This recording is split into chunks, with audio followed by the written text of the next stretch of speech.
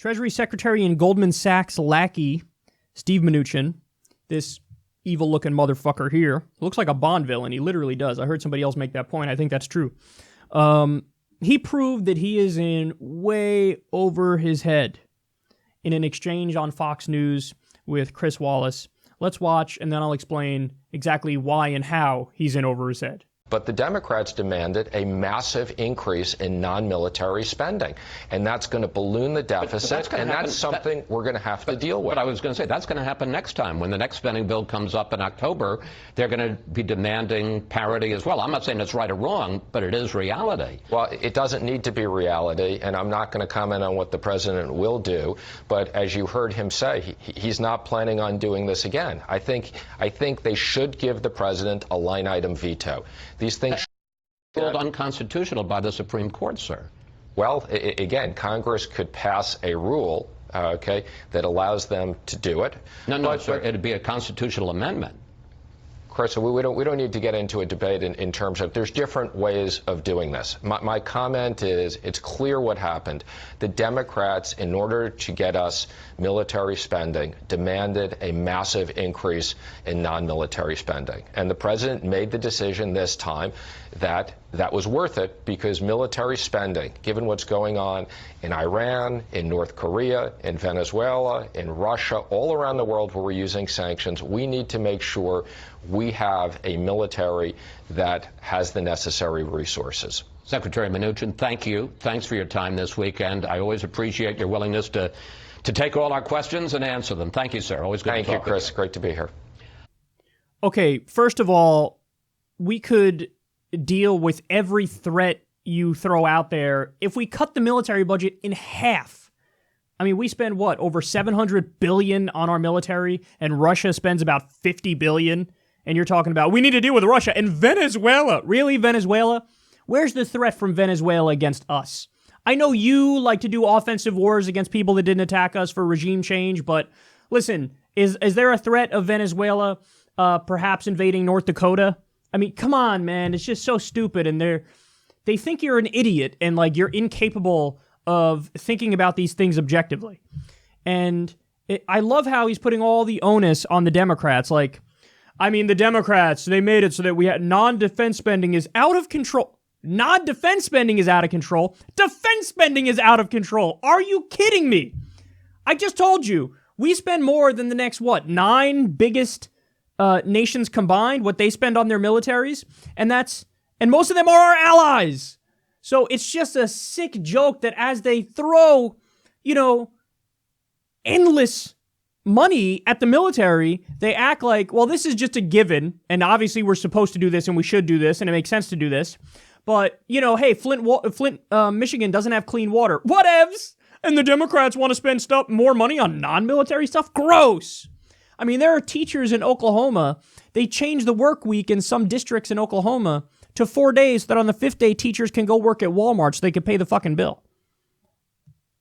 This is happening in the United States of America, and dipshit McWall Street boy over here is like, I can't believe that we're spending on non-military stuff. Obviously, the entire federal budget should be fucking military stuff, and then poor people should starve. Wouldn't that be awesome? Oh, God. Defense spending is out of control, not non-defense spending. We need more non-defense spending. Are you kidding me? We have over $1 trillion in student loan debt. We have $1 trillion in credit card debt.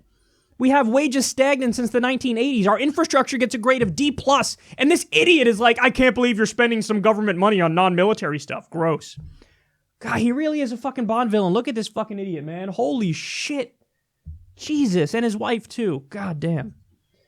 You know everything about their relationship just by looking at this picture. You know exactly how everything unfolded, what they're both about. Sorry, I'm going off task here. But, now, the main point of doing this segment, though, is not to point out how stupid he is with the point about, the defense. He has no idea how the U.S. government works and how the Constitution works. And even when Chris Wallace pointed it out for him, plain as day, he didn't get it. So he was like, I think we should give the president a line item veto. And Chris Wallace goes, the Supreme Court ruled that unconstitutional. Now, he's referring to a case, it was in 1996. It was actually Bob Dole, before he ran against Bill Clinton for the presidency. Bob Dole proposed legislation, and it passed to give the president a line item veto. Now, what that means is when you get a budget that gets to the president's desk, he can go line by line through the budget and say, I don't like this part of the budget, so I'm going to veto this specific part of the budget, but keep the rest in place. Now, that's a very expansive view of executive authority that, you have Congress say, here's what we're passing, we want all of this, and then the president can go, no, I'm going to specifically veto individual parts of the bill. So what happened was Bill Clinton, there was some money that was supposed to go to New York hospitals, and he vetoed that. So the New York hospitals sued the Clinton administration and said, we think it's unconstitutional that you're doing a line item veto. You shouldn't be allowed to, veto specific parts of a budget. Either veto the whole thing or don't veto it at all. And so what happened was it went to the Supreme Court in a 6-3 decision. The Supreme Court said, oh, you're not allowed to do a line item veto. That's too expansive a view of executive authority. So it was ruled unconstitutional, which means what? Doesn't matter if fucking Congress passes a law that says, no, we want that thing. It's unconstitutional. The Constitution is the supreme law of the land. So when idiot McWall Street boy is like, oh, the president should get a line item veto, and Chris Wallace says, the Supreme Court said that's unconstitutional, you would have to know nothing about the way U.S. government works to respond, well, Congress can pass a rule in order to... No, they can't. Do you know what unconstitutional means? It doesn't fucking matter if they pass a rule. You're the Treasury Secretary. You have no clue how our government functions. And that's like 101 shit. That's basic shit. Oh, it's ruled unconstitutional. It doesn't matter if Congress says, now we're going to fucking pass a law. No, you'd have to do a constitutional amendment, which requires way more votes. So, God, he doesn't know anything. But that's the point, man. Listen, here's the point. Treasury Secretary Steve Mnuchin is nothing but a Goldman Sachs and Wall Street lackey. His whole point in being in that position is to do the bidding of the rich and powerful, do the bidding of the corporations, do the bidding of Wall Street.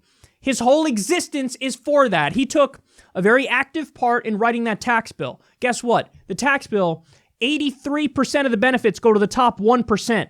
They cut the corporate tax rate from 35% to 21% at a time when corporations were already paying a historically low percentage of the tax burden. I mean, they used to pay about 33% of the federal tax burden. Now they pay 9%. And now the Trump administration made it even less, and they shift that burden onto you because over a decade, they raised taxes on everybody making $75,000 a year or less. So his whole existence is to do that. His whole existence was to gut the estate tax and make it so that the estate tax, now it applies to, what is it? They like doubled the threshold. So it used to be about $5 million and over, and the estate tax would hit you. Now it's like $11 million and over or something like that. So this is his whole existence, is to give the rich more money. That's his whole existence. That's why he's in that place. And he proved, you think this motherfucker's qualified when he doesn't even understand what unconstitutional means? After Chris Wallace points it out in the clearest way imaginable, like, yeah, no, you can't do that because they ruled it's unconstitutional. Well, they should give him a line item veto by passing a rule.